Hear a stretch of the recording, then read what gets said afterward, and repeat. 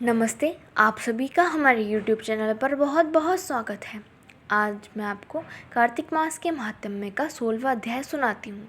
इससे पहले वाले अध्यायों की वीडियो मैंने अपने YouTube चैनल पर डाल रखी है, तो प्लीज़ आप उन वीडियोस को भी ज़रूर देखिए।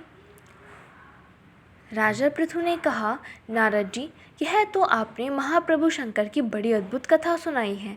कृपा कर आप अब यह बतलाइए कि उस समय राहु उस पुरुष से छूटकर कहाँ गया।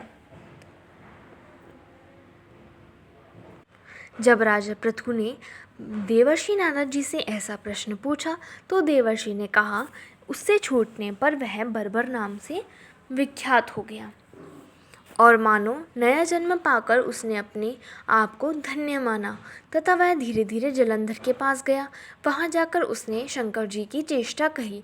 उसे सुनकर दैत्यराज को बड़ा क्रोध आया और उसने सब दैत्यों को सेना सजाने की आज्ञा दी। कालनेमी और शुंभ निशुंभ आदि सभी महाबली दैत्य तैयार होने लगे। एक से एक महाबली दैत्य करोड़ों की संख्या में निकलकर युद्ध के लिए संबद्ध हो गए। महाप्रतापी सिंधु पुत्र शिवजी से युद्ध के लिए निकला। उसके आगे महर्षि शुक्र और छिन्न सिर राहु हुआ। फिर तो उसी समय जलंधर का मुकुट खिसक कर पृथ्वी पर गिर पड़ा। आकाश में मेघ छा गए और बड़े अपशकुन हुए। उधर इंद्र आदि सब देवताओं ने एकत्र होकर कैलाश पर जाकर शिवजी के पास पहुंचकर सारा वृत्तांत कहा और यह भी कहा कि आपने जलंधर से युद्ध करने के लिए जो भगवान विष्णु को भेजा था वह उसके वशवर्ती हो गए हैं तथा लक्ष्मी सहित जलंधर के अधीन होकर उसके घर में निवास करते हैं। अब देवताओं को भी उसके यहाँ निवास करना पड़ रहा है। अब वह सागर पुत्र आपसे युद्ध करने के लिए आ रहा है, अतएव आप उसे मारकर हमारी रक्षा कीजिए। देवताओं से यह सब सुनकर शंकर जी ने भगवान विष्णु से पूछा, हे ऋषिकेश, युद्ध में आपने जलंधर का संहार क्यों नहीं किया और वैकुंठ को छोड़कर आप उसके घर कैसे चले गए हैं। यह सुनकर भगवान विष्णु ने हाथ जोड़कर नम्रतापूर्वक शंकर से कहा, उसे आपका अंशिवा लक्ष्मी का भाई होने के कारण नहीं मारा है। वह बड़ा ही वीर और देवताओं से अजय है। मैं सत्य कहता हूँ कि उसे कोई भी नहीं मार सकता। इस पर मैं मुग्ध होकर मैंने स्वयं उसके घर में रहने का वर दे दिया है और इसी कारण मैं उसके घर में रहता हूँ। हे सूर्यवर्य विष्णु, आप यह क्या कहते हैं? उस दैत्य जलंधर को मैं अवश्य मारूंगा, इसमें कुछ भी संदेह नहीं है। अब आप सब देवता जलंधर को मेरे द्वारा मरा हुआ ही जानकर अपने स्थान को जाइए। जब शंकर जी ने ऐसा कहा तो सब देवता संदेह रहित होकर अपने स्थान को चले गए। ठीक उसी समय पराक्रमी जलंधर अपनी विशाल सेना के साथ कैलाश पर्वत को घेर कर सिंहनाद करने लगा। दैत्यों के नाद और कोलाहल से शिवजी क्रुद्ध हो गए। उन्होंने अपनी नंदी आदि गणों को उसके साथ युद्ध करने की आज्ञा दे दी। कैलाश पर्वत के समीप भीषण युद्ध होने लगा। दैत्य अनेकों प्रकार के अस्त्र शस्त्र बरसाने लगे।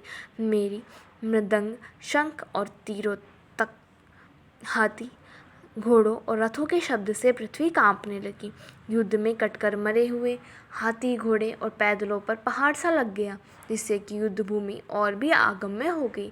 दैत्यों के आचार्य श्री शुक्राचार्य जी अपनी मृत संजीवनी विद्या से सब दैत्यों को जिलाने लगे। यह देखकर शिवजी गण व्याकुल हो गए और उनके पास जाकर सारा वृतांत सुनाया। उसे सुनकर भगवान रुद्र के क्रोध की सीमा न रही। वह अपने भयंकर रूप से दिशाओं को प्रज्वलित करने लगे।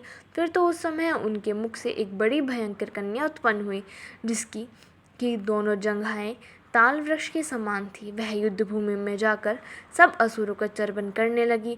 तब युद्ध भूमि में इस प्रकार विचरते हुए वह शुक्र जी के समीप पहुंची और उन्हें शीघ्र ही अपने उदर में विलुप्त कर लिया। फिर स्वयं भी अंतर्ध्यान हो गई। शुक्र के विलुप्त हो जाने से दैत्यों का मुख मलिन पड़ गया और वह युद्ध भूमि छोड़कर भाग गए। इस पर उनके शुंभ निशुंभ और कालनेमी आदि सेनापतियों ने अपने भागते हुए वीरों को रोककर शिवगणों पर बड़ा कठिन प्रहार करना आरंभ किया और ऐसा ही शिवजी के नंदी आदि वीरगणों ने भी, जिनमें गणेश और स्वामी कार्तिक भी थे, अपने गणों को रोक रोक कर दैत्यों से भीषण युद्ध करना आरंभ किया। धन्यवाद।